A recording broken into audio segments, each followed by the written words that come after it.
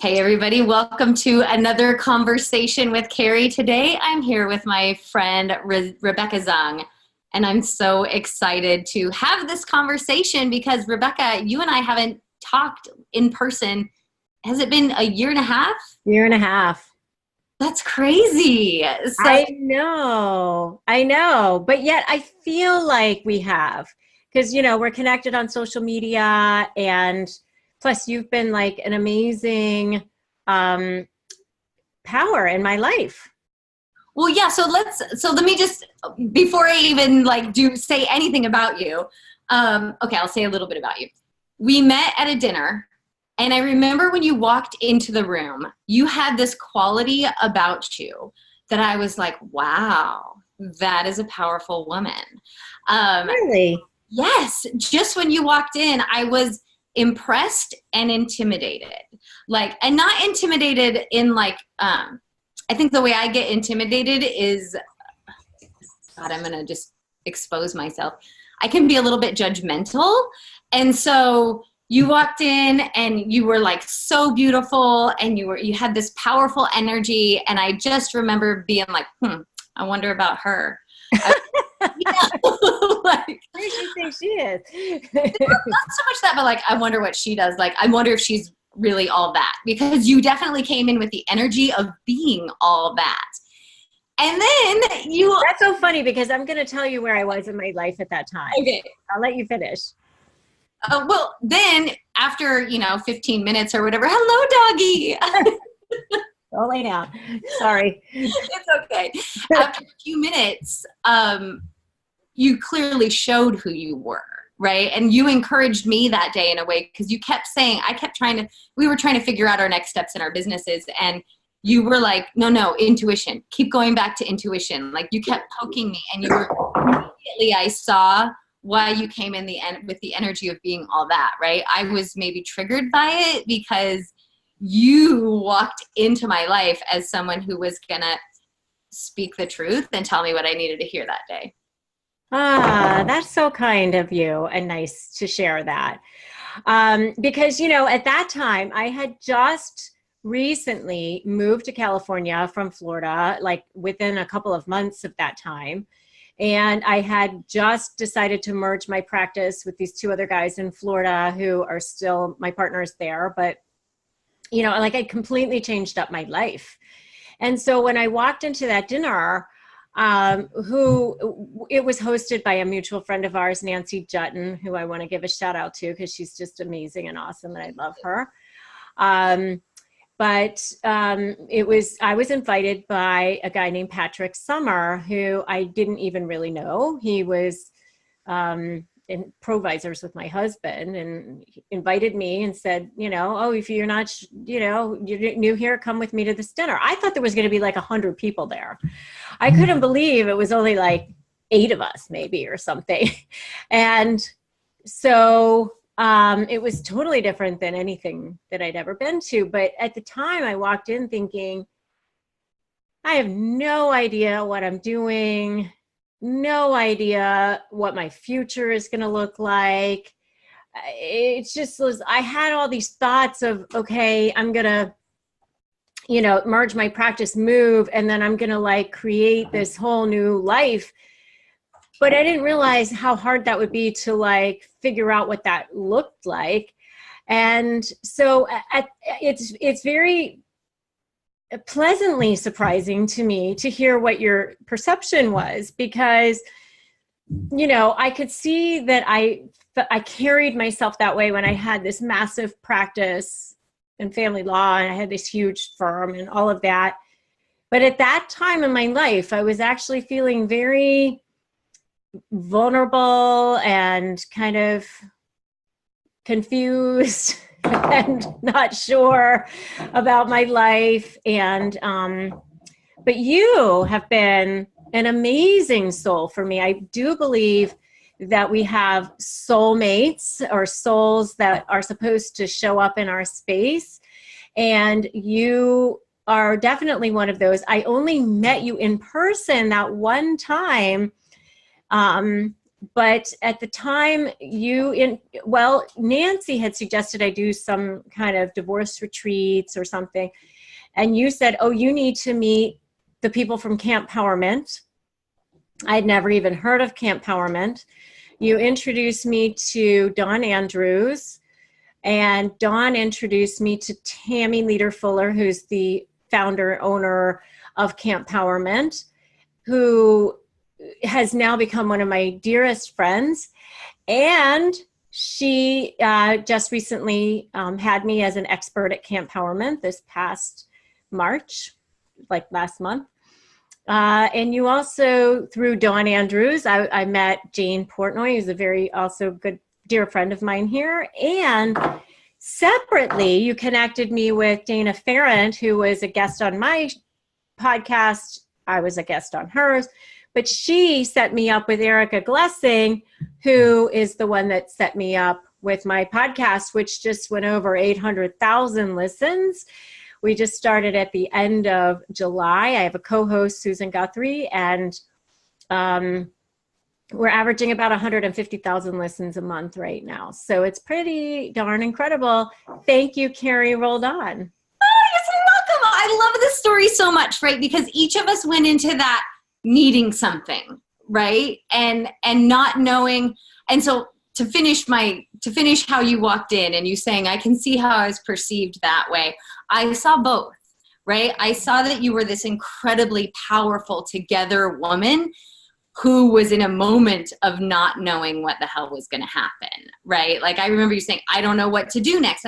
But what I knew for sure is that this woman will be successful, right? And I think that you could bring that energy with you because of what you've been through, right? Because of your story, because of how you became successful in, I don't think your law firm, I don't know if your law firm was your first quote unquote business. Was it your first like business? It was actually. I mean, I had been a lawyer in other firms before that. And I had been a financial advisor for Morgan Stanley. I had my Series 7, my 66 and all of that. But that was my first time where I actually set up, filed the articles of incorporation and had to get malpractice insurance and find office space and set up bank accounts. And, it was kind of scary, actually, really scary when I started my firm. I was like, oh my God, what if I never get any clients? So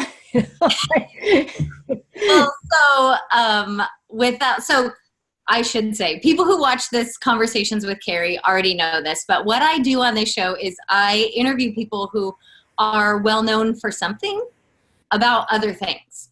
And so in thinking about how I was going to interview you, I was sort of scratching my head because you've been really well known for something, right? And you've moved into a different facet of that, right? So I am going to say the thing that you were well known for, because when I met you in that room, I think the way you introduced yourself in all humbleness, you didn't come across as because you were like, I just left this, right? I just left this big practice that I built, that I was. You said I'm a high net worth divorce attorney. And you said, you gave your reasons for leaving that. Do you want to tell us how you got to that point? Because you got a story, girl. I was reading your bio and I remember you must have shared some of it that night, saying you got married really young, you had kids really early. I got married. My dad was Chinese, my mom's German. My dad was a doctor. I mean, I grew up with a fair amount of, get good grades, you must be successful, you go to college, all of that stuff. And so my way of rebelling was get married at 19 and have 3 kids by the time I'm 23 years old, right? And then I ended up divorced. You'll show him. You'll show your dad. Yeah. Oh, he got it. So at about 25, I woke up going, well, this was kind of stupid. I love my children, but hey, I can't, if I ever want to afford them and live a life at all, I need to finish school and go on. And so I went to back to college, finished my degree, started teaching school. I got a degree in education, started teaching school, and then realized, marriage is not working out. So I get out of the marriage, go to law school at night. I was living in Florida at the time. University of Miami had a night program. So I was teaching during the day, 3 kids in the afternoon, dinner. Oh my goodness. Yeah. Good thing you were young, right? I was young. I was, 29 or whatever at the time. And so then I went back to law school. So I was like studying from like 10 o'clock at night till 2 in the morning, because I would go to school from like 7 to 10. And then so I finished college or law school. I met my husband in law school.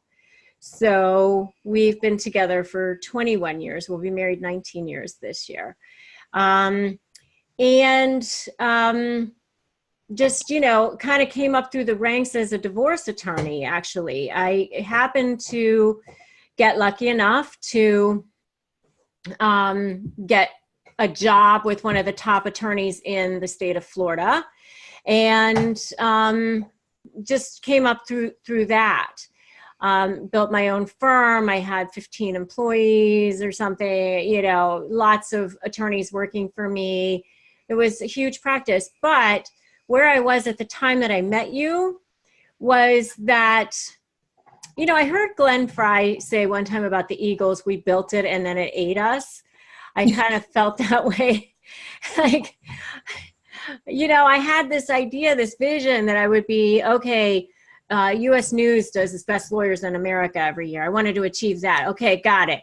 Wanted to, have Florida Legal Elite by Trend Magazine. Okay, got it. I wanted to, I had all these like goals. Write a book, So I wrote a divorce book on these shows and whatever. Great. So did all this media. Got it. So, but now it's like, oh, now I have like 5 to 6 new clients calling a day. Yeah. And how am I going to handle all of this business? And I'm exhausted and I have no personal life, and my staff is like annoyed because they have no personal life. And it just, my daughter, who's now 16, was, then just starting high school, and I'm like, starting to have a panic attack that it's only 4 more years before she leaves and I want to spend time with her. So I just decided to do something about it. That's so, so one, I can totally relate on a slightly smaller scale, but I appreciate I have lots of friends, especially from high school, with traditional Chinese parents, where there is the like, achieve for achievement's sake, achieve. And I definitely didn't have parents like that, but did it anyway, right? Did the like achieve for achievement's achieve because you can, I think was kind of my like, sure, I'll set a goal because I can reach it. I can do it. I had a similar moment. It wasn't nearly the same level of success, right? But same freaking moment where I realized I had these things that I wanted to achieve. For me, it was by the time I was 30. I have this idea in my head that, if I have X, Y, and Z by the time I'm 30, all these ducks in the rows, then I can have my happily ever after, right? Like I could only see the beginning and was just sort of trusting that like when that happens, the whole then scenario, if this happens, then I'll be happy. Then everything will be wonderful. And I remember I was age 30 and I had all the things, right? Like all the things I wanted to have done, I did. And one, I recognize my dreams are way too effing small, right? If I've hit 30, like if this is, I need to dream a little bigger, right? And the other thing was I had it, right? On paper, it looked like I should be happy. And I was totally unfulfilled. Like it wasn't what I was meant to do. It wasn't what I was put here to do. I achieved it because I could, right? And so I feel you on that. So what gave you the courage though to leave that? Because you didn't just leave the practice. You moved across the country. You brought your family across the country. Like how did that go down? It was just one of those things where I had been thinking about doing it for a while. My husband was also ready, and he's always been wanting to move back out here. He had lived out here after college. And for the past 20 years, he's been sort of, California, California, California. And several things happened that kind of opened up the universe for us to allow it to actually become a possibility. And so, you know, my grandmother, who was not spiritual at all, my German grandmother, used to say, if you're trying too hard to make something happen, it's probably not meant to be. But if things are easily falling into place, then it's probably meant to be. You know, even once you make that decision, I mean, obviously you have to decide, but you know, if it's like you're struggling. So it just, we made the decision to move to Los Angeles and everything fell into place. Like boom, boom, boom, boom, boom. We had to like figure out what to do with our practices. Well, you know, my partner had just recently parted ways with one of his other partners. He was looking for another partner. Worked out great. So, you know, I was able to merge my practice there. You know, we found someone to rent our house. We found places for all of our employees. Like, you know, everybody ended up having a place to go. And so it was just like, it all just kind of like, the skies opened up and it just happened. So, and I don't look back. I mean, I miss my friends back in Florida and my family that's there. But I don't miss that life at all. I mean, I have uncertainty now. I'm doing other things, but good things, you know, it's okay. I trust the universe will provide and take care.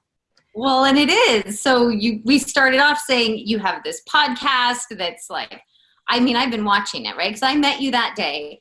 I just felt a connection, right? And I love that you started by saying, well, Carrie, you introduced me to these people, right? But all I did, right, was I just act in service to the nudge, right? What I've gotten better at doing is getting over my damn self, right? And trusting when I get a tap on the shoulder, or usually it actually feels like a tap right here, like tell Rebecca this, tell so-and-so that, right? I used to censor that and worry like, I don't want to, just like even introducing people, like I hardly know Rebecca. What if she's a pain for Dawn? Like, you know, like I've just gotten better at just trusting the nudge, right? But you landed here in Southern California right before we met you. You kind of know what was going on. But look at that. It placed you in that room. It placed me in that room. It placed that little nudge on my heart to be like, because you were like, I don't even know what's next. And I'm like, well, I got this friend. I think you could use what you've got now to at least, right? That'll move you a step closer to what's next, right? And just all I'm getting at is clearly the universe has, even though there's uncertainty, it's only uncertainty in like what we can actually see or plan out linearly. But there's no real uncertainty. Like you're on your path. You're doing what you're meant to be doing. Moving forward, right? And I'm dying to know about Camp Empowerment because I've never been. I only know from hearing about it from my friend, our mutual friend, Dawn, and from looking at it, seeing like their marketing on the internet. But I know that it's a camp here in Malibu. I also know that didn't most of it burn down or some of it? Yeah, it did, which is another whole kind of metaphorical thing for Tammy in a lot of ways, because she's built a whole new thing called Reigniting Your Fire and Resilience. And, you know, So I was actually supposed to be the expert or one of the experts at Camp Empowerment in November, right before the fire happened. So the one that I actually attended in March was actually the makeup for that one. But it was founded by Tammy Leader Fuller, who is a former Emmy-winning executive producer of The Today Show. She was also a senior supervising producer at Extra. So she came from a television background, but a producer background. So she's very good at putting everything together and like making it all happen and be amazing. Plus she's very well connected to amazing people. So she gets the best experts in the business and really, really cool topics, you know. So my topic was the power of persuasion, to talk about negotiation skills and things like that, which of course is right up my alley. And it was amazing. She had fantastic experts there. And, you know, the bonding that happens there is absolutely incredible. You know, one of the things that I observed to her actually at the end of being there for 3 days was that I think people walk around in the world almost like holding their breath in a lot of ways. You know, like we all find this armor to wear, and that we all create as life goes on throughout you know, our childhoods and then into teen years and into adult years. We, you know, this will happen and then that'll happen. And it's like, okay, you know, armor.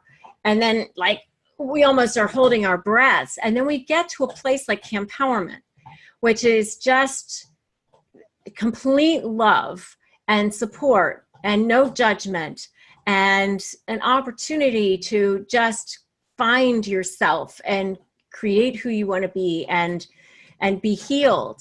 And so, you know, there were a lot of people who, like, the minute they got there, they're like tears, you know? And she said that kind of was like not a deliberate creation. Like, she was like, oh, women don't have fun. I should create a place where women can feel empowered and inspired and have fun. But, you know, but when it's, you know, I think she has like a 70 or 80% return rate or something. There are people there who've been to like every camp. They've made their best friends there, that they stay in touch, you know, throughout the year then too, like on a weekly basis. It's pretty incredible. Well, what I love about the idea of it, and it's sort of, I didn't realize it until I heard you talking, but it's sort of the same idea that I have behind these conversation with Carrie interviews, is that from what I understand, you go there, right? And everybody's at camp, right? So they're in their camp clothes or in their whatever. And you don't know which person next to you is, you know, in the top 1% of the lawyers in America, and which person next to you is an Emmy-winning TV producer, and which person next to you is a mom barely hanging on who doesn't know, you know, what's coming next for her, or who's that, you know, who that person next to you who's your child's third grade teacher, right? And I love that about it, right? There's this. Yeah, she actually has a rule that you're not even allowed to ask what people do for a living for the first 24 hours. Yes. Because she doesn't want you to be defined by that. And she doesn't want others to define other people by that. You know, see people for who they are. And this is what I love about it, is I, for the longest time, right, and I know I'm not alone in this, would diminish myself, right? Put myself in a, like, oh, well, that lady over there, she makes millions of dollars a year, or she's the best-selling book, or she's whatever. I'm just little old me. Right. That's true, too. In an environment where you're not allowed to know, right, you get to show up as big old you. Well, yeah. And instead of maybe feeling smaller, you know, like having, for people who are struggling with self-worth issues or whatever, which maybe everybody is in some ways, I don't know. But you know, instead of that, they can just be talking to a human, you know, we're all human beings having a human experience. So, you know, we're and see each other as souls. I'm going to get a yawn because you said that. Which for me happens when there's like energy shifting or moving or releasing. It's not because you're boring. So what I like is that you just said, we see each other as souls, right? That we can see past this, like you said, everybody holding their breath, right? When you finally exhale, when you finally stop holding your breath and stop trying to like control how people see you, you get to see people, right? You get to see other people in a whole new way. Yeah, I mean, the thing is that we all end up with these BS stories about ourselves, you know, and that's part of what I talk about in my negotiation presentations is, you know, that you and you alone define your value.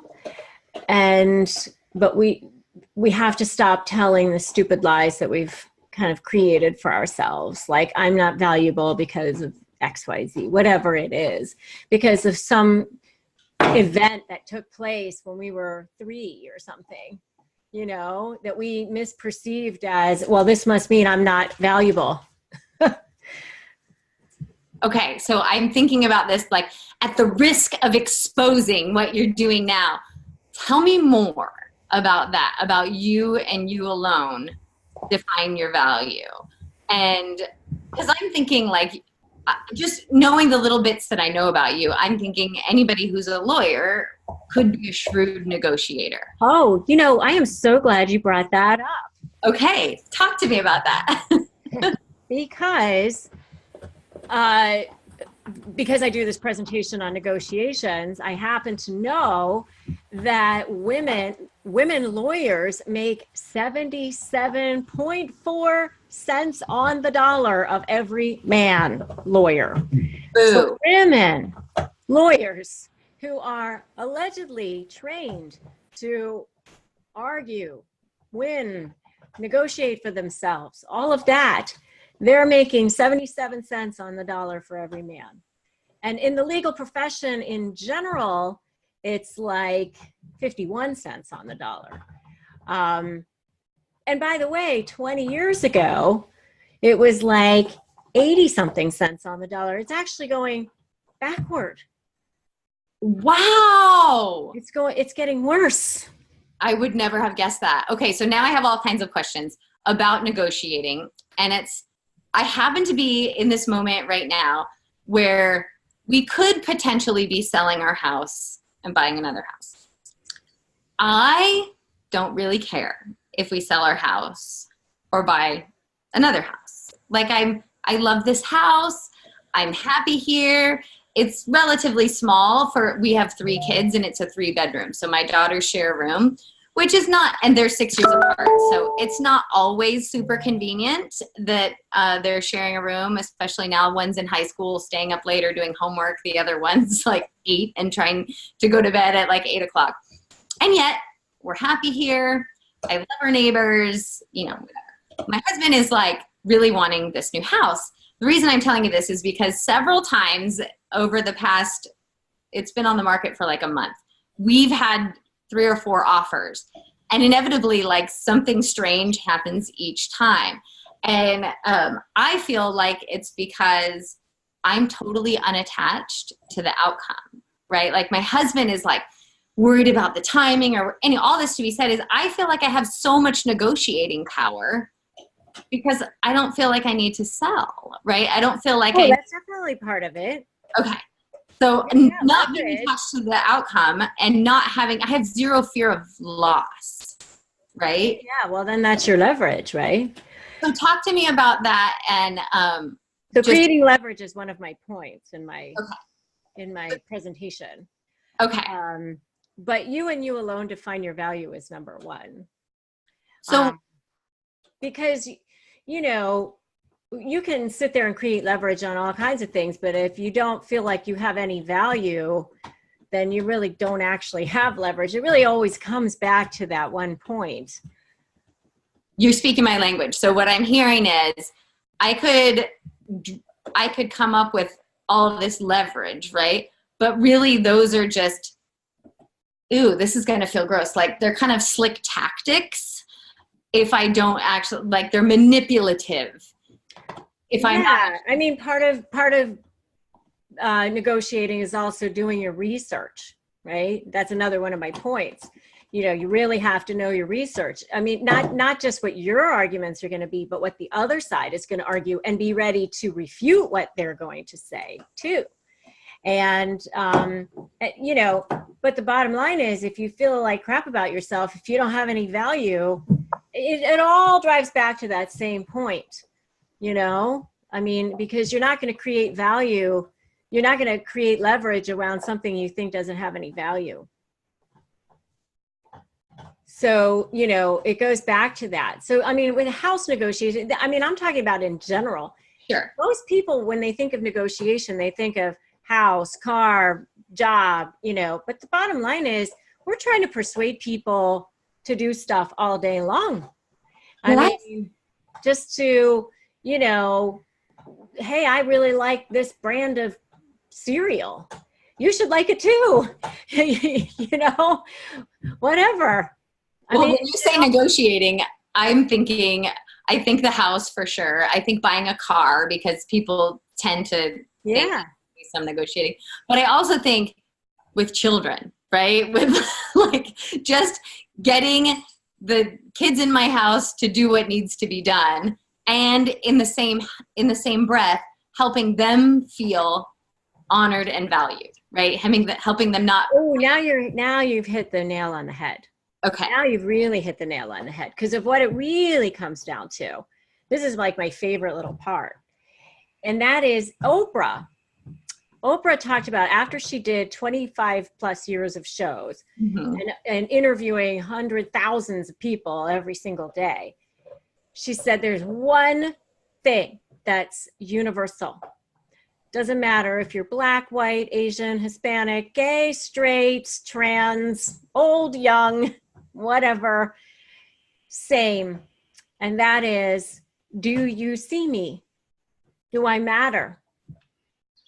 I want to be validated as a human being. And that's what it always comes down to in any interaction between two human beings. Always. So is that how, because what I believe, what I think I know about you is, and because you filled out a questionnaire before you came on the show, and one of the things I ask is, what are your pet peeves? And you said lack of integrity, right? You were like, oh, I can't stand that.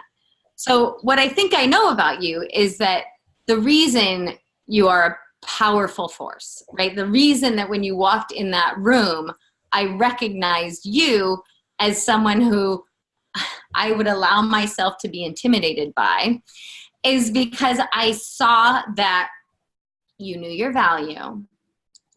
And I don't know if I saw it the moment you walked in, but I also saw it really, really quickly, that you saw the other people. You saw me, right? You were listening intently. You weren't afraid to tell me what you saw in me.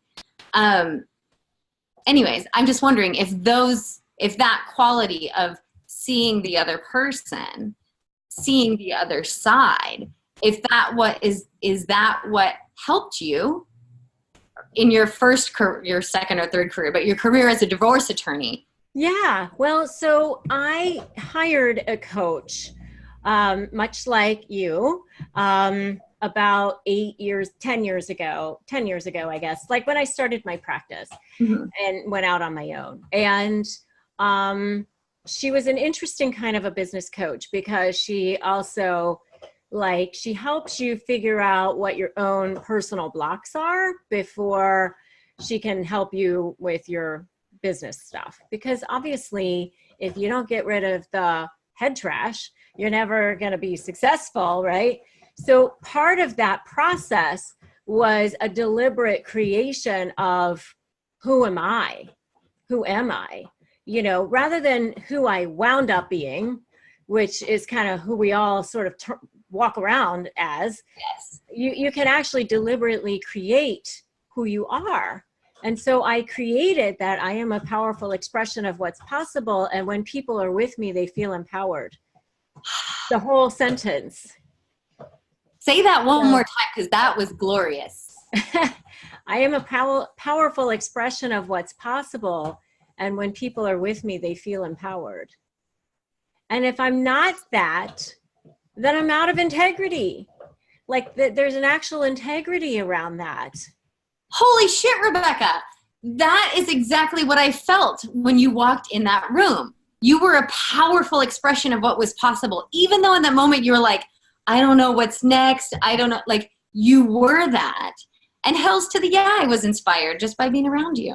Yeah, well, that's so awesome, because that means I was in integrity to who I am, and so if people aren't feeling empowered by me, or I feel like for some reason they feel smaller or something because I did something inadvertent or maybe even on purpose, because I'm a human, I have to clean up that shit, like, am I allowed to say that? It's all right. Yes, you can. Okay. I have to clean up my integrity around that. I'm not always perfect, but I also have to clean it up within myself. If I have limiting beliefs, or I start to get back into that old habit of, somehow I'm not good enough for something, or I'm not worthy, or whatever old stories start coming back to haunt me, then I have to go, oh, who is having that conversation? Oh, who's saying that? That's not the person that you deliberately created.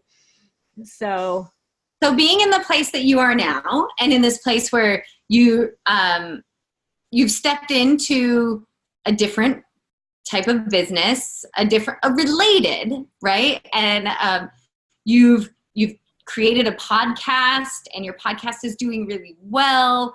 I know initially after that dinner that we met with Nancy, you were like doing a lot of media stuff. What is the limiting beliefs that you've had to work on or let go of more recently? Okay, that's a very good question. This is like, okay, Rebecca, time to be vulnerable. Well, it started off with, okay, so after I met you, I actually hired Nancy to work with me on creating some programs.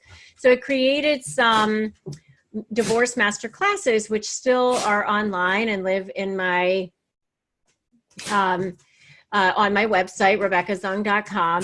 But I found that it was extremely difficult to learn. The learning curve on how to market myself online was just like, oh my God. And I started to have to say to myself, maybe I'm not as good in business as I thought I was. Maybe I thought I could be successful in anything, but maybe not. And, so I had to kind of like face that, and see my limitations and go, no, okay, if you really want to be a digital marketing guru, here's what you're going to have to do. It's just a massive learning curve. It's not that you can't do it. It's just that, because I would have these moments of, well, I'm not 25. Like, how the hell am I supposed to learn all this stuff? Like, this is so much.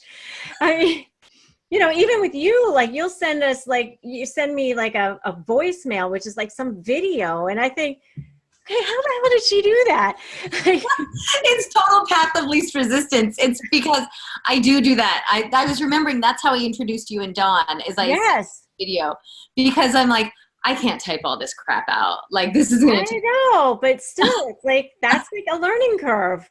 I don't know how that my phone does that. I don't know. So, I had to, and even now, I'm moving toward doing a lot more speaking. I've been asked, this negotiation presentation I've done, I actually did it as the keynote speaker for the American Bar Association annual conference in Chicago in October. Wait, that's a big deal. Huge deal. Congratulations. Thank you. Yeah, I mean, and just being asked to do it at Camp Empowerment is a big deal. I mean, Tammy only picks the absolute top people, and I have to stop myself from going, oh, I'm so lucky.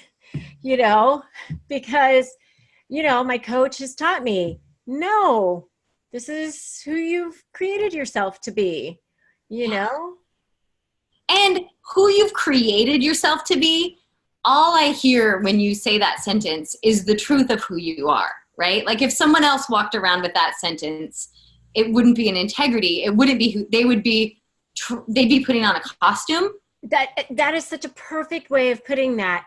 And so what I tell people when I'm teaching them to create who they are, and I mean, I don't do it professionally. I just do it as my friend, you know, whatever, but is it has to become who you are just as much as when you wake up in the morning, you don't go, oh, I think I'll be a woman today. If I'm a woman, I guess that means I put on makeup. I guess I should shave myself, you know, like you don't do that. You just do it. And so if you are that, you just are that. Yes. It is the essence of you. And I love what you're saying about, you know, having to let go of sort of what we thought we needed to be, or the expectations other people put on us, or a story when someone did something to us when we were 3, and then we created a story around that. Because I think about just the things that I've done in my life with any sort of proving energy, right? To prove to myself or somebody else. And they've never gone well. No. Things I've done in my life, like purely for, I bet I could make a lot of money at this because I've got this skill set, right? Those things kind of fizzle, right? I can't sustain that stuff. But when I just do stuff that is like totally like, well, of course I'm going to do that, right? Like I'll do that for free, as much as I possibly can. Those are the things that wind up working out. And I don't have a sentence like you, but I know I was put on this planet to encourage, uplift, and inspire. And that's what you do. Yeah, you're amazing at it. Well, thanks. But as long as those things, like any sort of opportunity to do that works out, even if it's seemingly unrelated or I don't know how I'm going to make money at it, right? Like any opportunity to show up and encourage, uplift, and inspire, like I'm game. And those things work out. They do, because the universe, I have another thing I used to say all the time in my practice, and I still say, and that is, do the right thing and the universe will provide for me. Like, so, I used to say, do the right thing for the client. Okay, if it means settling this case, it's fine. I will have other work. The universe will provide, but do the right thing for the person. And, so tell me this. It's never not worked out for me. Is that really as rare as I think it is in the legal profession, in divorce attorneys? Like, I guess I'm asking, is it that was so rare, the doing the right thing, even if nobody's looking, that's what skyrocketed you to success? Or I mean, I hate to think that. I mean, it may be, but I hate to think that. Although my dad, who was very wise, he used to say, Rebecca, the percentage of idiots per population is the same wherever you go. So I guess there's always like that element, but I don't know. I hate to think that, but I know for myself, I always try to do the best job I could for my clients. And I still do. I mean, I still have clients, and they get an email back from me, like within a couple of hours or whatever. Like, I just make sure that they feel heard. Like, even if I was, in trial, I would say, make sure you always CC my paralegal so that she can respond to you and say she's in trial, she'll answer you tomorrow. So that they want to be just sitting there going, why isn't she answering me? People are going through divorce. Like they're like in crisis mode, survival. Oh my gosh. Yes. Well, that just makes me feel so good that for at least in the time that you were a divorce attorney, and without saying exactly what Rebecca does, it's similarly aligned work. So this is what I was feeling as you were talking. I felt this huge heart opening, this expansiveness, right? And I was just in a conversation before this with actually someone who I interviewed a few weeks ago, Jean Berry, and she said that she's just recently recognized that when she feels that it's an invitation. That it's like when she feels that, she reads somebody's work and she feels that and wishes like, I wish I could have dinner with the author, or, whatever it is, that it's an invitation to actually move and act on that. And so the reason I'm saying that is because I feel like somebody watching this video has just fallen in love with you, has just had that heart expanding moment. And so I just want to speak to that person, right? If you've had that, this is your invitation. If you haven't already fallen in love with Rebecca, which I'm sure you have, and this is actually my intention for this show, for all my shows, is not to get the audience to fall in love with you, because I think that will happen naturally, but I think people don't buy what you sell, they buy who you are, right? And so my intention in doing these shows is to have meaningful conversations that reveal who people are. But my real intention is that my guests leave the show and feel more in love with themselves. Like feel like, yeah, what I'm about is important. There's no doubt. There's no accidents. The universe doesn't make mistakes. Every soul on this planet is meant to be here. There's a reason why we were put here. Not just me or you. Every single person, everybody has value, something to offer, some meaning for their life. And I say you and you alone to define your value, but the truth of the matter is that we all have inherent value. We just need to know it. We need to feel it. We need to see it. And stop telling ourselves stories that don't mean anything. One of the things I do want to mention is you have to create new neuronal patterns, because those neuronal patterns, what we're talking about, is they're hard to destroy. You have to create new ones. It's just a way of being. It's a habit. It's a habit way of thinking. And you just have to create new habits. And I just want to recommend the work of Joe Dispenza, who's a neuroscientist who really actually talks about these and how to destroy old neuronal patterns and create new ones, because I think his work is absolutely phenomenal.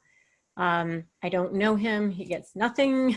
I get nothing from recommending him other than souls may be transformed. So I love that. I actually just discovered Joe Dispenza, which is shocking, living the world that I live in, the people I associate with. I just discovered Joe Dispenza 6 months ago, and everyone's like, how are you just discovering this guy? But it was the right person at the right time. Okay, one last thing, and then probably we both need to get going, but this idea that you're talking about your value, and that we all have inherent value, and knowing your value as a negotiating tactic and all that. This comes up a lot in the world that I live in with people. It's marketing, right? It's how much should I charge for my product, or what, or it's about, people say, charge what you're worth. And I've always I have a friend, Kelly Jo Murphy, who said, that's a BS statement, because you can't put a number on your worth. Whatever you charge is infinitely less than what you're actually worth, right? But in the beginning, actually before we went live, you were like, Carrie, this one conversation with you, this one moment in time led to this, led to this, led to this, led to that, right? What's the price tag on that? Anyways, I don't know what I'm saying, except for that it's helped me recognize my infinite value. I couldn't say, oh, you've met me. That's $100, please. Or that's $1,000, please. Oh no, but you're building up karmic bucks. Sure. But I just wanted to thank you for that. You really helped me. So many of us just go through life being who we are and doing what we do and not recognizing the impact.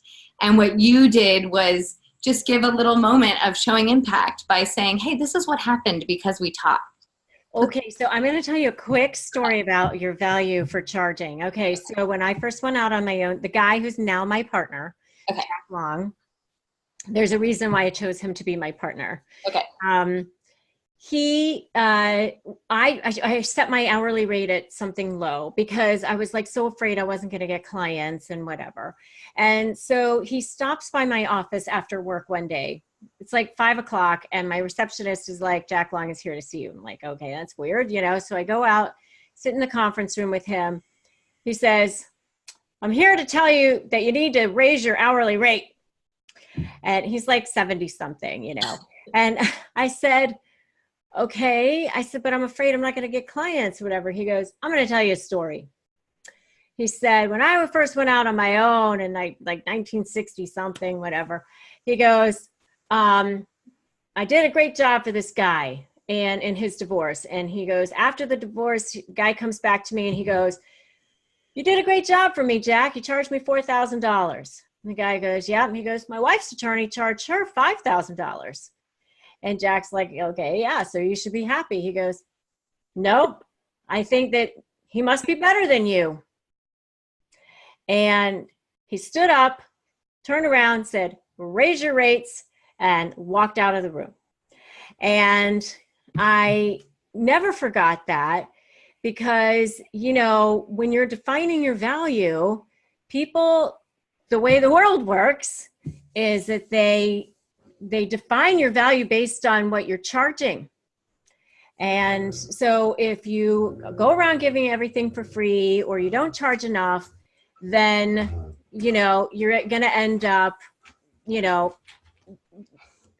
being resentful that you didn't charge as much as you're worth. And this is what I think is interesting about that is I've noticed when I was early on, I remember like life coaching, I was like, I'll charge $30 an hour. And then I had like little babies and like, I was like, it's not even $30 an hour. Like, what am I doing? I can't even this doesn't even make sense. Right. But I felt initially like, oh, that's a lot of money to just talk to somebody. And what I found was when you charge a little bit, when you charge something that you're worried if you charge more, people might not pay it, you attract the kind of people who are those like they're freebie seekers or they're looking for a bargain and when you start charging more, you get people who are looking for a valuable transformation, well, at least in my line of work. And so and people don't value what they don't pay for either. Yes. You know? And so I remember this guy, he was like number 2 in the biggest development company in Florida. Like they built all these neighborhoods all over Florida. He was like, he came into my office and he's like, any room in your hourly rate or the amount of the retainer. And I looked at him and at that point I was clear on my value. I had I looked at him and I said, nope. And you wouldn't respect me if I did. And you know what? At the end of it, after his mediation, he brought back that conversation and he said, and you know what, Rebecca, you're 100% right. I wouldn't have. Amen. But in order to get to that place, you had to be already in integrity and respecting yourself. That's right. And what goes hand in hand with that is making sure you get paid. Don't allow big receivables. Don't do the work, bill people out, and then, not expect to be paid and keep doing the work. I mean, because that happens a lot too. Oh, so much in my line of work. Or people are just afraid to ask for money. But I look at it as an integrity issue. We had a deal. I was going to provide value to you. You were going to pay me for that. So I don't apologize for that. There's nothing wrong with that, but I will provide you value. I'll hold up my end of it. Yep. That has been a lesson for me in the past couple of years where I no longer worry. I used to worry so much about reminding people they owed me money, or now it's like, hey, I see that you have, that you're on my calendar, but we're only paid up to here. So, and it's amazing how my being in integrity puts everybody else there too. Like, oh, sorry, here you go. Here's the money. Not Exactly. Yeah. Yeah. It's been amazing. Rebecca Zung, I could talk to you forever and ever and ever. I am so glad we finally spoke in person, because I have felt so connected to you. I think about you all the time. Right after you launched your podcast, my cousin went through this really crazy divorce, and I was sending her all your episodes. Oh, thank you. Yeah, I love you. I will continue to be a cheerleader, an energetic cheerleader for you. I hope that in the course of this conversation, people who are watching have fallen in love with you, and that you've fallen a little more deeply in love with yourself. Thank you so much. You're welcome. You're awesome. Thanks. All right. So thanks everybody for watching. We'll see you on the next episode of Conversations with Carrie.